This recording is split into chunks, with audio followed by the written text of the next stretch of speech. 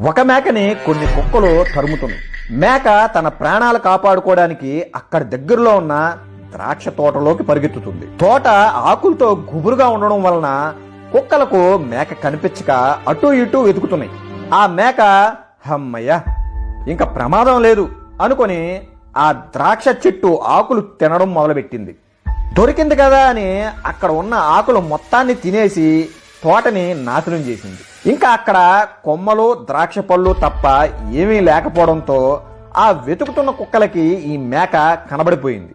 ఇంకా ఆ మేకకి కనిపించకుండా దాక్కోవడానికి ఎటు అవకాశం లేకపోయేటప్పటికీ ఆ కుక్కలు మేకను చూసి దాడి చేసి చంపేస్తాయి. ప్రాణాలు కాపాడుకోవడానికి తప్పించుకునే అవకాశాన్ని పోగొట్టుకొని ఇంకా తినడానికి దొరకవు అన్నట్టుగా మొత్తం ఆకులన్నీ తినేసి తనను కాపాడిన ఆ తోటని నాశనం చేసింది.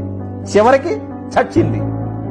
ఈ కథలో నీతి ఏంటంటే, కష్టకాలంలో ఎవరైతే నీకు సహాయం చేసి నిన్ను నిలబెడతారో వారికి నువ్వు స్వార్థంగా ఆలోచించి నష్టం కలిగిస్తే కనుక మట్టి కొట్టుకుపోతావు.